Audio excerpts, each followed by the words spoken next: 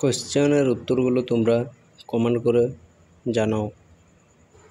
Welcome to কৃষি দৃষ্টিকোণ।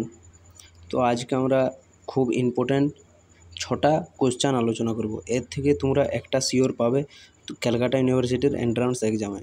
দেখো, মেন্ডেলের যে ডাইহাইব্রিড ক্রস, সেখানে আমরা যে ফিনোটাইপ রেশিও পাই 9:3:1 এবং জিনোটাইপ রেশিও পাই 1:2:2:4:2:1:2:1।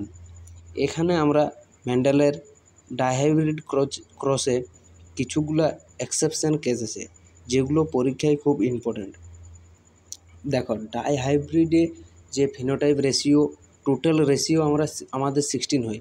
দেখো, যেটা হচ্ছে 9:3:3:1, 9-10 আর 3:3:6, মানে টোটাল 16।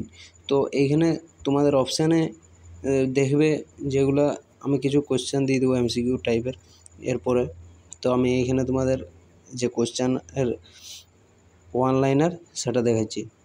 কমপ্লিমেন্টারি জিন অ্যাকশনের যে ফিনোটাইপ রেশিও 9:7, ডুপ্লিকেট জিন অ্যাকশনের 15:1, সাপ্লিমেন্টারি জিন অ্যাকশনের হচ্ছে 9:3:4, ইনহিবিটরি জিন অ্যাকশনের 13:3, মাস্কিং জিন অ্যাকশন যেটা হচ্ছে 12:3:1, আর একটা হচ্ছে পলিমারিক জিন অ্যাকশন 9:6:1।